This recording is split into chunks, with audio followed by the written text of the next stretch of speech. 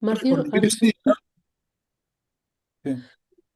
okay, welcome everyone to this session of the seminar on PDEs and applied mathematics that we have been celebrating since 2020. Today, we have the honor and pleasure to have with us Professor Marcio Murad, a senior research scientist at National Laboratory for Scientific Computation, located in the city of Petrópolis in Brazil. He obtained his PhD in mechanical engineering in 1990 from the Pontificia Universidade Católica do Rio de Janeiro. He has 40 years of experience in multiscale computational modeling of porous media, where he has developed research, education, and collaboration with industry. More precisely, he is interested in developing efficient multiscale computational models for coupling flow, electrochemistry, transport, and geomechanics, with particular emphasis on reservoir simulation and capable of handling geological complexity. He has over 3,000 citations on Google Scholar and has received two major honors: Doctor honoris causa from the University of Lorraine in France and Commander of the National Order of Scientific Merit from the Brazilian Academy of Sciences. Thank you very much, Marcio, for having accepted our invitation to give this talk and sharing your knowledge with us. All yours. Okay. Well, I'd like to thank you very much this kind invitation from Professor Juan and Professor John. It's a great pleasure. I was thinking about the subject of the talk.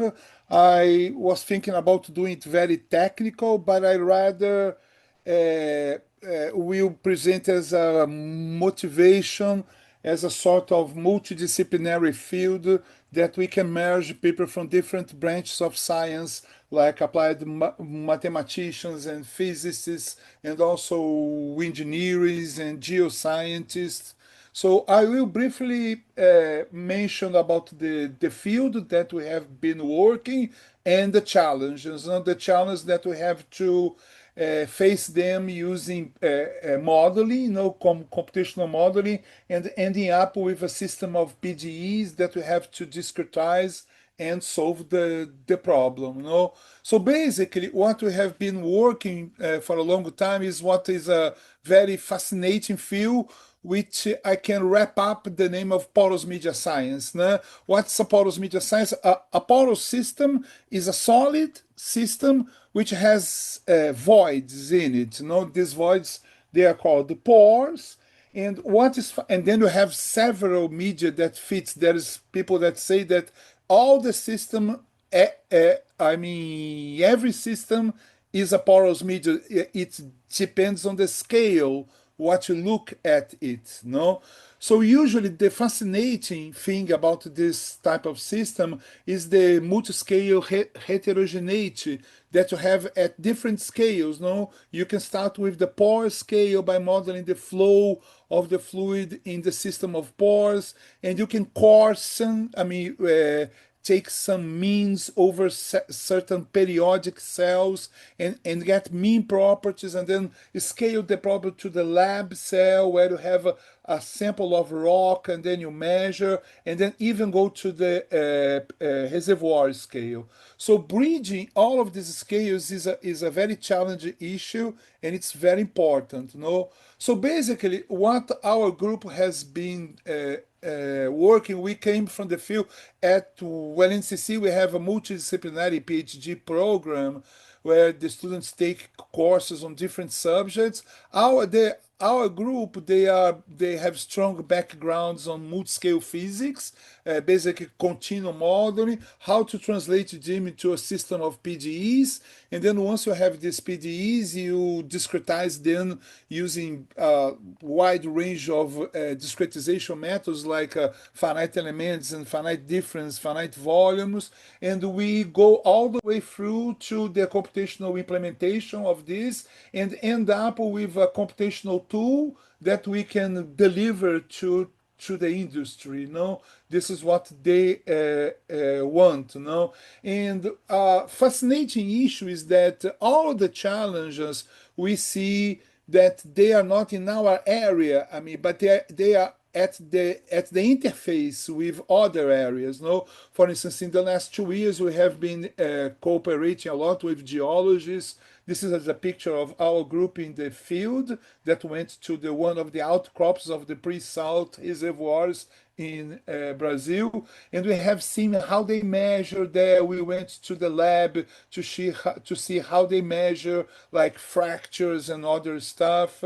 We have been interacting also with people from seismic, also from chemistry, because there's a lot of geochemistry reactions in this case. So we have been, so basically what we do is we keep this theoretical basis, which is very important, but we want to solve like real complex problems that involve knowledge from different area. No, so we are not afraid to enter into a new area and then study and try to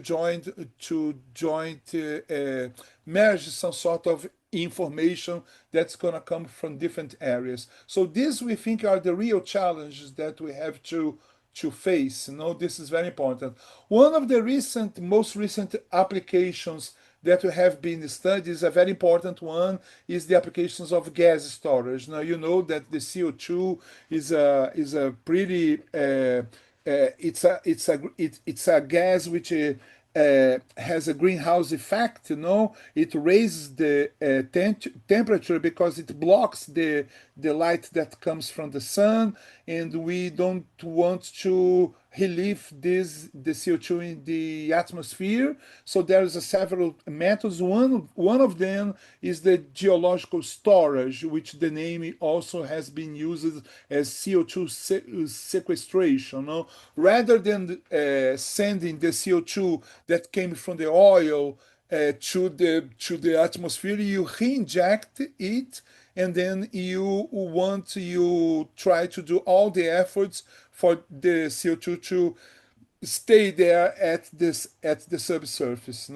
And there's the other guy here, which the hydrogen. This is a fascinating guy because this is the bad guy and this is the good guy, because it's a very clean gas. You can use it as a tool as a source of energy for many applications, like for instance electric cars also. And both of these gases, we have to store them.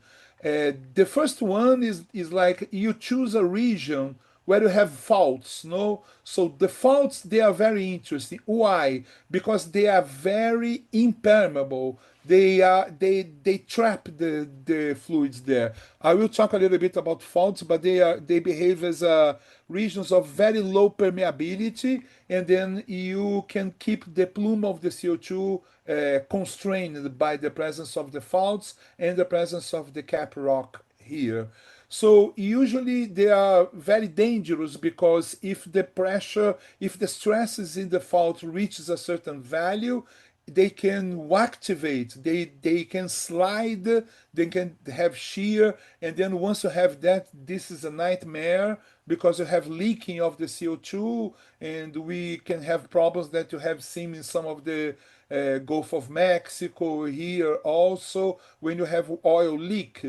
So it's very important to keep this repository safe. So you have to solve the problem both from the fluid mechanics standpoint of view and the geomechanics. I mean, you have to compute stresses and displacements at the fault to make sure that the fault will not reach a critical failure and will not to activate. So this is one of the most important things. The other, in the case of the hydrogen, it's very interesting because it's a cyclic load.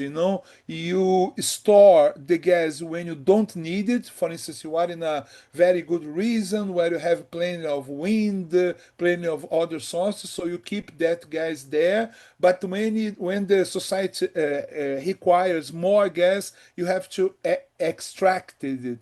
So usually it's a typical cyclic load. You have periods where you inject the H2, periods where you lower the pressure of the H2 and then you extract it. So it's a different problem. Usually the H2 is much lighter than the CO2. The size of the molecule of the H2 is much smaller, and it can penetrate even if the region has very low permeability. So this is another fascinating issue, and we are dealing now with a problem which has fluid mechanics. We have to keep track of the movement of the fluid there, and with the geomechanics also is another issue also, that we have to make sure that the stresses induced in the solid phase will not reach the peak that they can fail, that the faults can fail. And you have the most intriguing thing, which is the level of heterogeneity.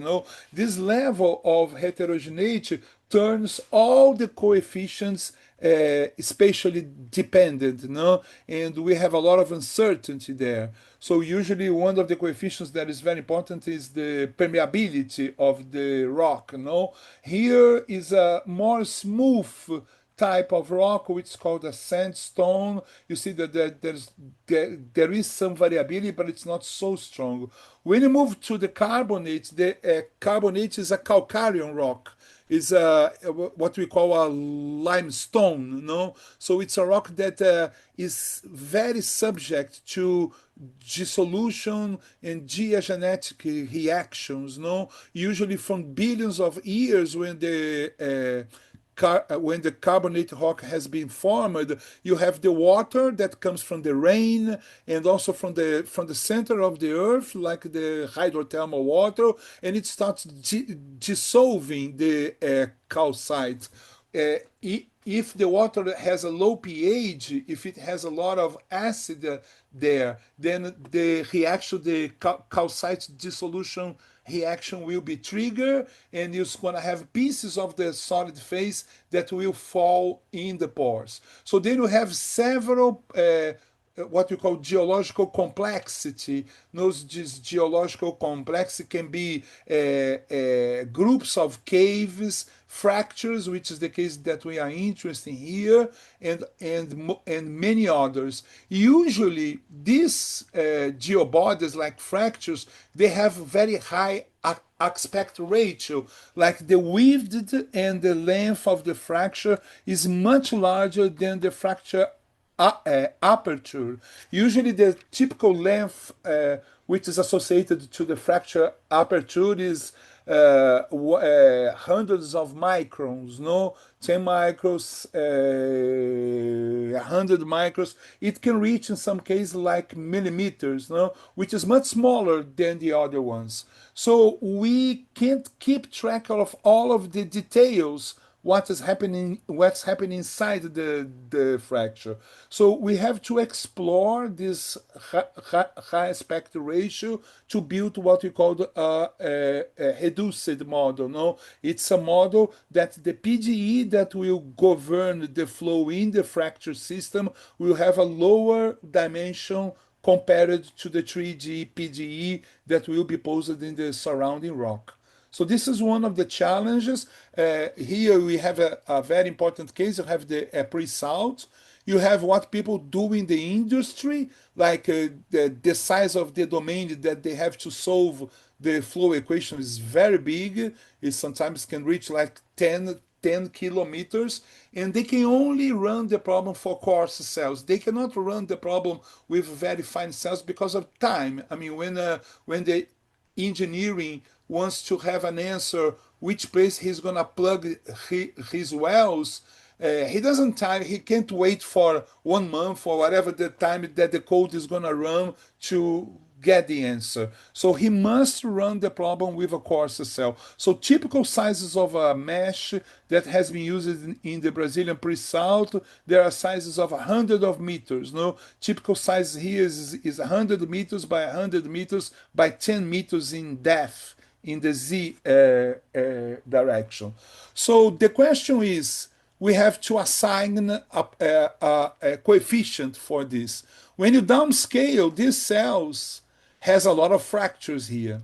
So the multi-scale modeling, what we are interested in is that we don't want to solve the problem here at the fine scale because it's just impossible under the constraints that we have on time. We need to upscale this that takes into account the pressures of the presence of the fractures and end up with a permeability value that could be a mean value for this structure. So this is the upscaling problem. You have to replace a very chaotic structure to a smoother one, which is here is basically on a single value of the permeability, but there's other coefficients that we need to do also, and this is the value that will be plugged into the course scale simulator that the industry has. So basically, our cooperation with the industry is to run the problem at the fine scale and then upscale and provide them what will be the course scale coefficients that will be plugged as an input data for their simulators. So we are not going to build any sort of simulator that will compete with them because they have like a huge team, a lot of people work with them. We are not we are academic researchers. We can't compete with this, but we can build very interesting preprocessors for their code that will be plugged values for the permeability, for instance, in their code. So I will discuss how we do this model reduction. I will start with a very simple case. Is the case where you have what you call conduits. This is a typical type of rock of a limestone that we call karst. Usually for geological time scales, you have like a lot of caves, a lot of small caves that has been created by the dissolution, and up to a certain point they coalesce, they merge with each other, and they form huge conduits. These conduits, they have, you can see even in the aquifer when you are in the shallow water case, and even when you are at very large depth. So this is a typical conduit that you can see at the surface. So usually a lot of oil is constrained there. They call this oil pools, is where the oil lies and where you have to extract it. And they can be also very interesting places to store the CO2. So I will show how we can do a model reduction for this type of system. Is just a simple example, and then I'm going to move to the second case, which is the most important one, which is the case of fractures. Okay, so I will start. This is a simple parabolic equation. Here, the potential is the pressure of the fluid, and the velocity is given by what we call the Darcy's law. This K here is the permeability of the rock, and me is the viscosity of the fluid. This is a typical mass balance that you have, where beta is some sort of compressibility, and the high fidelity model is the model before doing the model reduction. You have this equation in two domains, what you call the gamma C. It can have fracture also, but we'll focus on the gamma C, which is the subdomain which is occupied by the conduit. And you have the matrix. You have the same equations with some transmission conditions at the interface.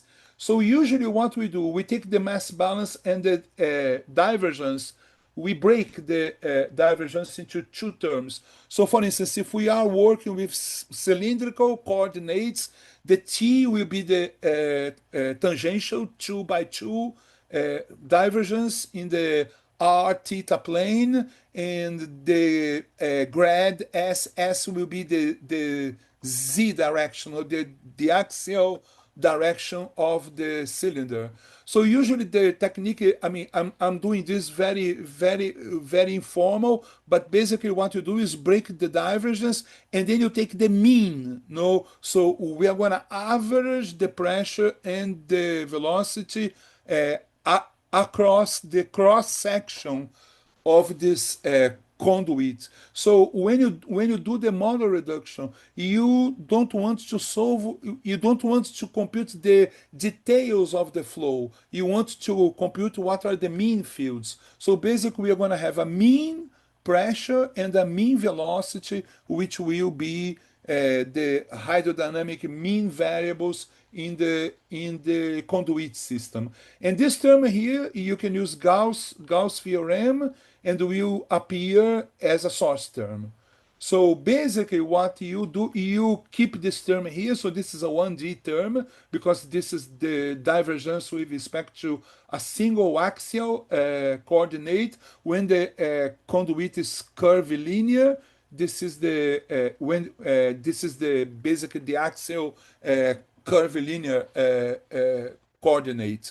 And then you average there, you're gonna get what you call the 3D, 1D couplet system. You have the same system for the 3D. The conduit, this is a typical case that you found, which is a fractal conduit. It's like what you call branch tree. It's very common to find this. Then we have a 3D system with a Dirac, with a line Dirac source of mass, which is going to be coupled with a 1D with a source term. So this source term comes from this term here, and you can do some approximation, some constitutive law for the source term. And for example, saying that the source term is proportional to the difference in the pressures. No, if the pressure in the conduit is higher than the pressure in the matrix, then the flow will come out from the conduit into the matrix. If the pressure in the conduit is lower, then the flow will go towards the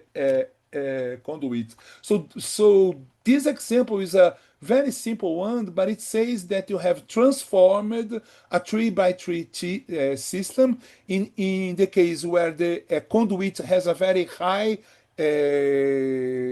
aspect ratio, where the length is much higher than the radius, than the diameter of the cross section. Then you can take the mean, and you're going to replace this by mean variables.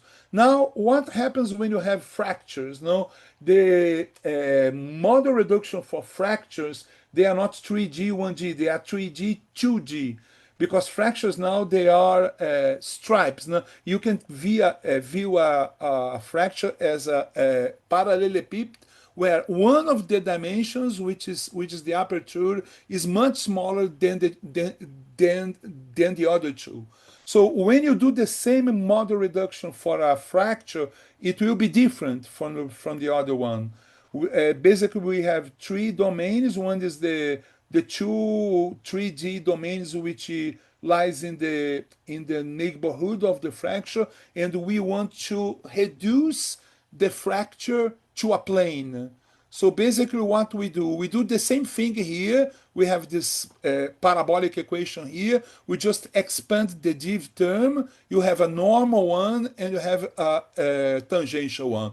What is going to be the source will be the normal one, because it will be the flow that will enter in the fracture. So we keep this in the 2D, so this will be a 2D velocity, mean velocity, which is going to be constrained to the plane of the fracture. So when you do this model reduction, you're going to reduce the 3D fraction to a 2D plane. Then you're going to have a surface gradient here. You're going to have a 2D problem, coupled with Darcy's law and coupled with the source term. Now the source term is very different from the case of the conduit, because now we can talk about jumps, because this is if you perform this integral, no, you're going to see that this is going to give you the jump. This term here is the jump in the one of the edges of the fraction minus in the other one. So usually this term, we rewrite this term in this form here. So basically is the difference between the inlet flux and the outlet flux. So for instance, if I have a fracture here, there is a flux of 10 cubic meters per second enter into the fracture, and a flux of 2 cubic meters per second, and the net difference will flow around the fracture. So if the fracture is a plane now, because it has been reduced, then it has to be a source term. So basically a typical mixed dimension, this is for the Poisson problem. For the elliptic case, you have a 3D Poisson equation for the 3D domains, which will be coupled with a 2D system at the planes of the fractures. No? And for the if the fractures have a very high permeability, then you have discontinuity in the normal component of the flux, which I just mentioned. But if the fractures are barriers, sometimes the fractures have an infilling there, like small particles of clays and sands. Then sometimes they can be a barriers. They can have extremely low permeability. When you have a barrier, then the role of the barrier is to compartmentalize the pressure field. So you're going to start to having jumps in the pressure. So you're going to have higher degrees of freedom for the pressure, because the pressure from the plus side is not the same as the pressure in the minus side. They are the same only in the case where the permeability of the fracture is very high. So this is a typical system that you have to discretize, and it's very interesting. You see, if you don't have the fractures here, so this is a simple canonical example. If you don't have the fractures and you solve this Poisson problem with a pressure difference here, the pressure is 10 to the 6 and 0, the solution will be just linear, right? It's a ramp. No, the role of the fractures is that they will be a source term there, and the source term will be coupled with the pressure. So usually you have a pressure profile that has a discontinuity in the normal derivative. So it's a typical shape that you can find in the roof of a house. You have this higher value here where the flux is discontinuous.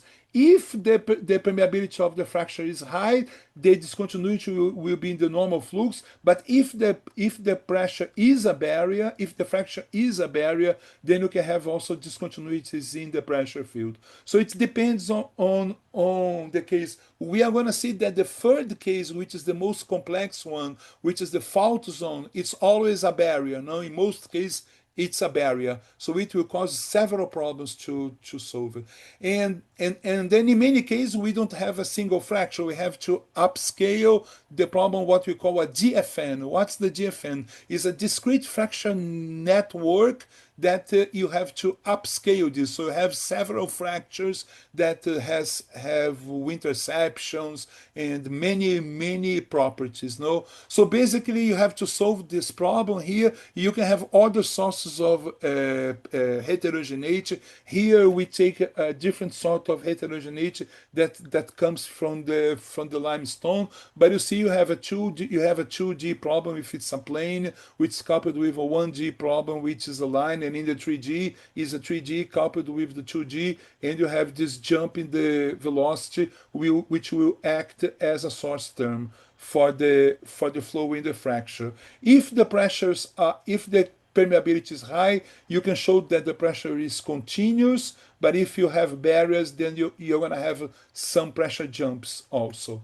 Okay, so this problem we have been working on, that is a very interesting problem. We have solved the problem using finite elements and also finite volumes. This is the most standard. This is the standard Galerk approximation. You put everything into the pressure in the H1 space and the variational formulation. It's very interesting because you have the classical terms here from the variational formulation of the diffusion equation plus the source term, right? You have a source term, and in the fracture you have you see this L2 product is in a 3D omega, and this is the L2 product in the plane.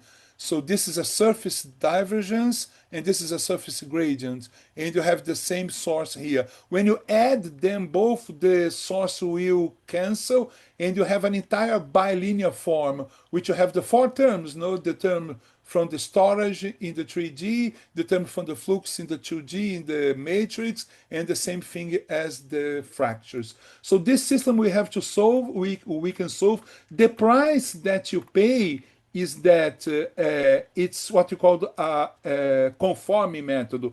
You have to align, you have to conform the mesh, the 2D mesh with the fracture. So you're going to have a 3D mesh, but it has to have the same nodes. The one node for the fracture will be the same node for the matrix, and you have to have a matrix, a mesh which is very, very aligned with the GFN, with the fractures there. So this is a drawback, but it's the most it's the most accurate model, no, because you can have conservation of the flux, things work very, very nice. The drawback is that you have to have a strong mesh generator to build up 2D meshes coupled with 3D mesh. So we have been talking recently to the people in France at the NRIA, and they mentioned that they have solved this problem with 8,000 fractures. No, so they have a very powerful mesh generator, but it's a drawback. I will mention another method also, which is not conforming, but it has some advantage and also disadvantage. No, so we can note the details of the flow. No, you see that this is very interesting. When you have a very high conducting fracture, the streamlines enter, and most the flow will be absorbed by the fracture as the source. There's practically no outcoming flow here. So the jump here is very high. Now you see you have a finite inlet flux and almost a zero outlet flux here. When you have a barrier, it will cross because the jump is not so severe, but you start having jumps in the pressure. What happens is that we cannot keep track of all of these details, so we need to scale up then to the coarse scale and replace all of this structure by coarse scale coefficients. So usually the pressure field, if they don't have fracture, will be a ramp, but when it reaches fractures, it will have these fluctuations.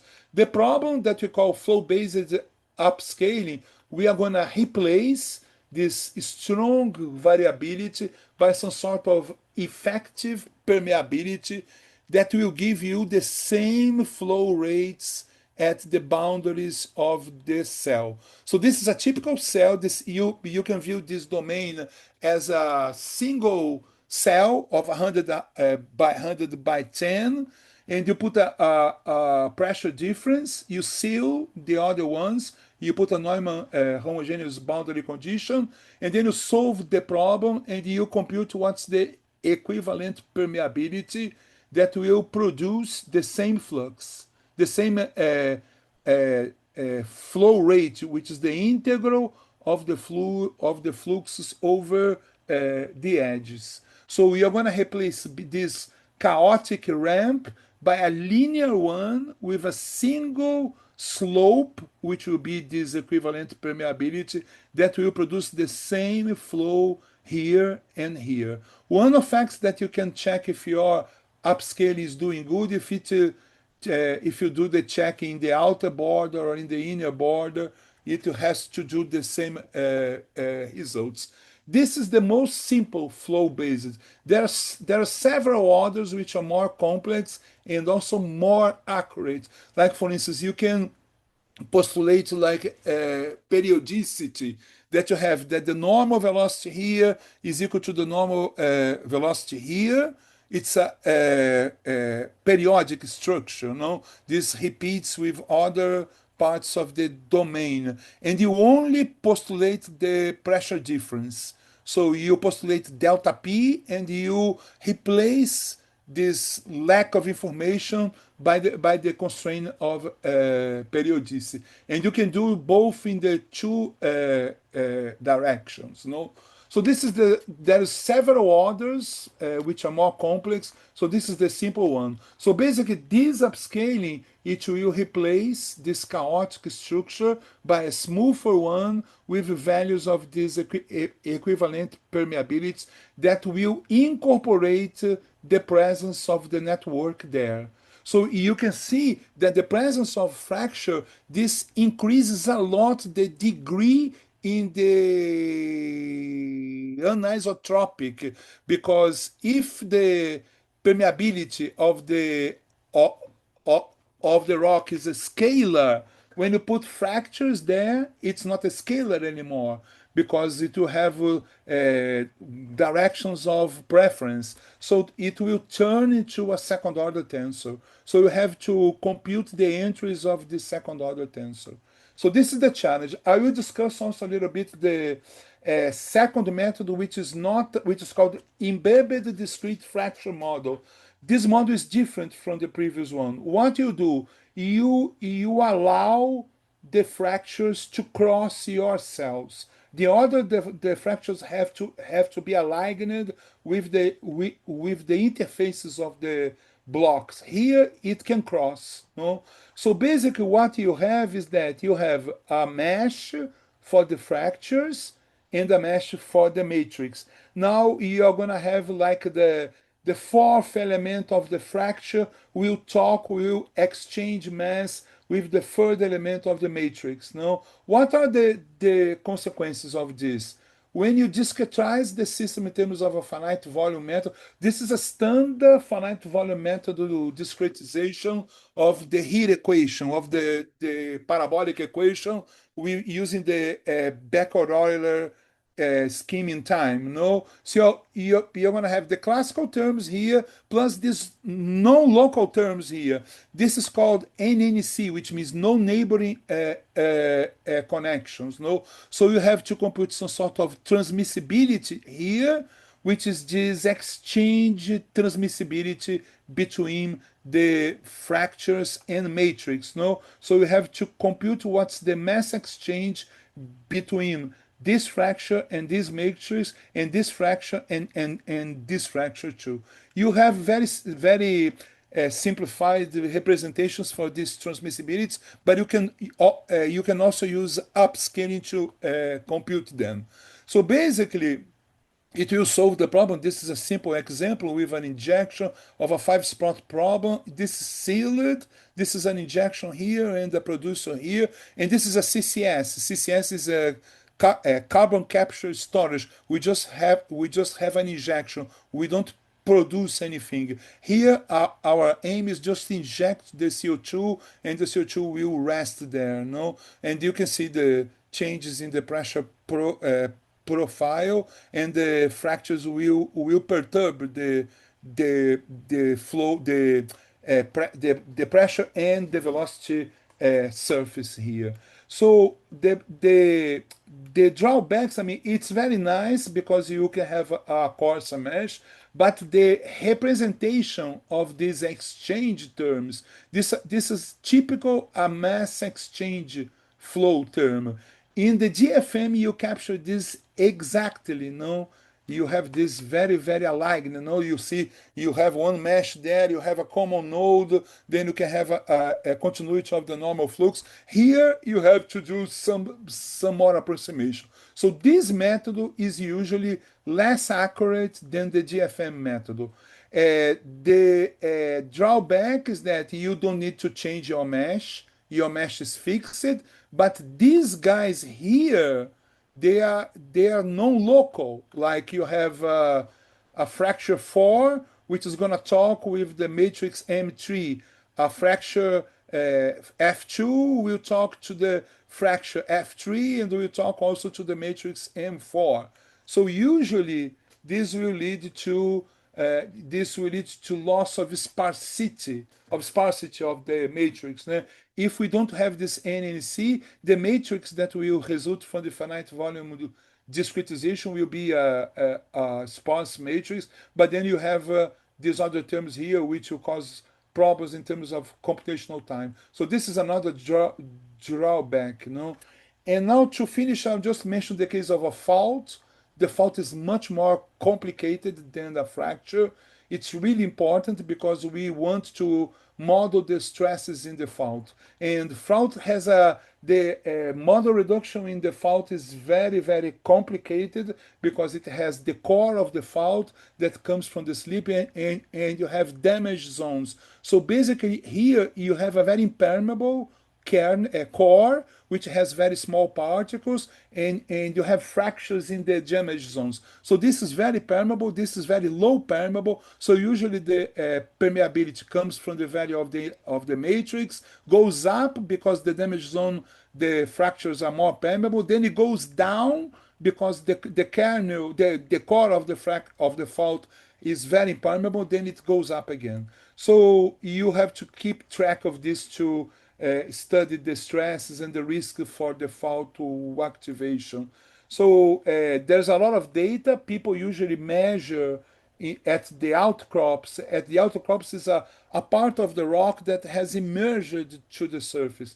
And then they measure, they do a method which is called scan line, where they measure the fracture density as a function of the distance of the core.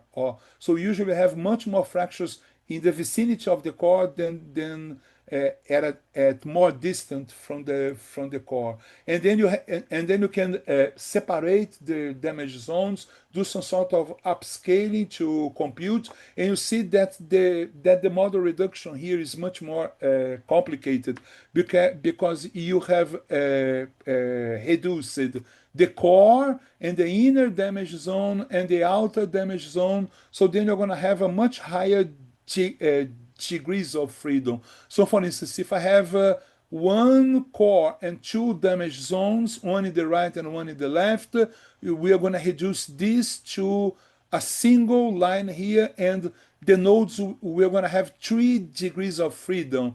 The pressure in the core, the pressure in the right damage zone, and the pressure in the left one, and also the pressures in the matrix. So usually this model reduction here gives you more number of degrees of freedom in the pressure field. So you have to, usually this is the case where the damage zone is not has not been reduced. We only reduced the core. So I will finish this with a simulation. This is a typical simulation that we are doing with the companies that have hired us. This is a CO2 injection in a fault zone. You have a fault here, and then you have an injection well here, and also one injection well here. And we solve this problem with this mixed dimensional system for the core, and we have used the upscaling to enhance the permeability of the damage zone. So we have a certain number of fractures here. We do the flow-based upscaling, compute equivalent permeability in the damage zone, which is higher than in the matrix, and then we solve the problem. So we fix a line here, and we see how the pressure changes with time. It's very interesting. If you don't have a damage zone, then this is a higher value of the injection than here. So basically what you only have is the jump. You have a very small jump here. When you start to put in the damage zone, then since it's very conductive, since the permeability is very high, you need a very small pressure gradient. So you have 2 plateaus and a higher value of the pressure jump.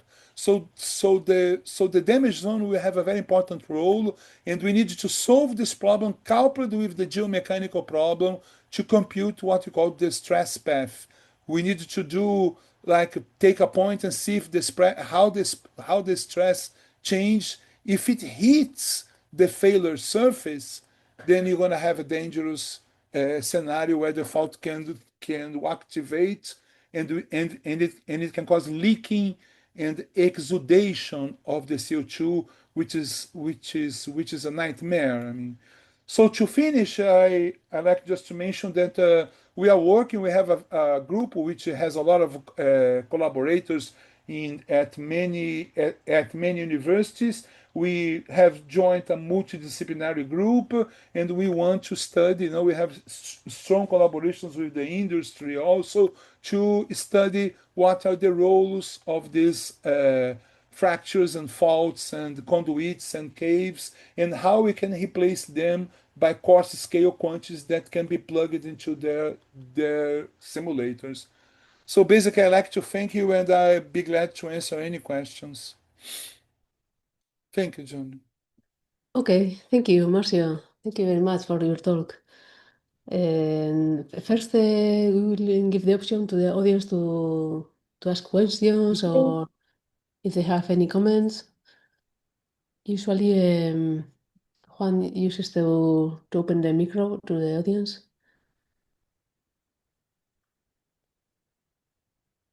Yes. Is there anyone that wants to ask something or make any proposal, comment? Meanwhile, I would like to thank you, Marcio, because I think that you have done a big effort to introduce us in this complex, really complex, no? Yeah. Yeah, As I know, I try to make more, instead of doing very technical, no, yeah, because each one of these things had a lot of technical issues, no, like stability, conversions, and how we can improve accuracy. But I rather choose to just give you an overall yes, overview and the challenges that are behind this. And it's interesting because there's a lot of companies, especially in Brazil, where they are funding a lot of this science. They are very interesting. For instance, we have some agreements with Total Energy. They want to study what's the maximum pressure that they can inject the CO2, that some of the faults that are there, they are going to be sure that they will not to activate, So you mm, have to solve the problem, coupling the flow with the geomechanics and compute the stresses.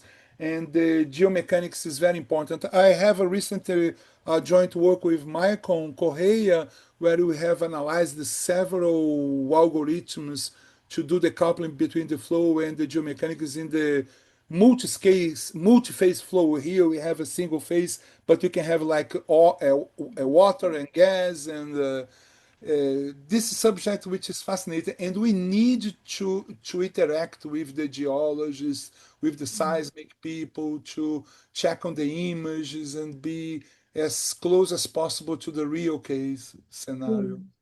And it's very, I think that it has many benefits, no? Because the applications are huge, no? Very All these good. things can be, yes, in order to obtain new resources or how to manage better the things that we use, no? In the world or in the society, the Yes. resources that we use of the world, no?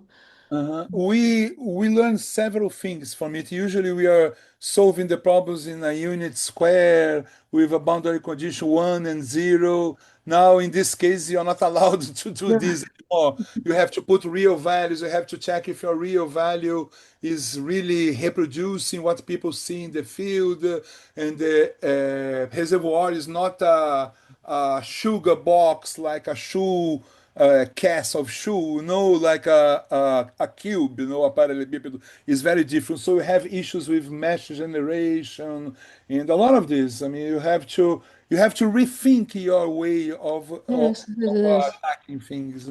It seems that it's a challenge, no? Everything that you have to model again or try to understand, no, or manage with a term, it's a challenge, no? Yes, Because, yes, yes. yes. And I think that you said also that trying to model the faults are more difficult than the fractures, no? In some sense. I'm sorry, what did you I say? think that you said that trying to model the faults are more difficult than modeling the Much fractures, more. no? Yes, usually fractures, you can capture this into a single plane, the fractures. But the faults, they are much more complex because they have different regions. A fault is formed when you have slide, you have Mhm. shear stress that make a slide. When you slide something, you break, you like in the window in the windshield, when you have a piece of of a stone that hits your windshield of the car, it causes cracks in the Ah, windshield, you know. So there's the same thing. I mean, you have a process with a geotonic, you know, is a tectonic movement, and it will slide the fault. It will comminuate, you know, make the particles there in the kernel of the fault very small, so it will give you a very impermeable barrier. But in the neighborhood, you're going to have a lot of fractures, you know, and these fractures here will give other values of permeability, which will be very different from the value of the core. So it's not a single surface. You cannot treat the fault as a single surface. mm, So we are actually working with people in Italy also, and with any that try to understand what's the whole of the damage zone, because some of the simulators they treat the fault in the same thing as they treat fracture. No, put a single surface, a single plane surface, and then assign then strength properties. So I have this strength here. If the stresses is higher than this, then the fault will activate. But it's not that simple because you have the damage zone, you know. So this is still an open field how to capture the problem with the both the core and the multiple levels of the damage zone. mm, And it's very interesting because the damage zones are non-symmetric. Usually you have one side is the hanging wall and the other one is the foot wall. The size of the hanging wall is much larger than the size of the foot wall. So usually people has also treated the hanging wall, the damage zones as symmetric, but it's not. You see the one for the foot wall, the density of the fractures in the foot wall is very different from the hanging wall. You mm, see that this is the hanging wall in the right, and this is the foot wall. The size of this is very different from the other. And there's another issue just to finish that the fault is induced by a vertical stress. It's called a normal fault. It's very different from the fault which has been induced by some sort of horizontal stress. Because in one case, the block will slide down, and the other one, the block will slide up because this horizontal force is higher. So usually they are very different. They are very different. yes. So this is another aspect. The first thing you look is to how the fault, if this is a normal fault, which is originated by a vertical stress. If not, what's the difference? So you have to go to the field and check all of the details to have your model accurate as possible. No? Yes. Thank you, Marcia. I don't know if there are more questions in the audience or You have to move to the next talk. No? yes. So I thank you a lot for your inspiring talk, and I think that you are an example of a applied mathematician and for the young people, yes, Uh-huh. of doing this long career in this field. So thank you, Marcio, for Okay. Thank, giving your thank talk. you. Thank you, Professor.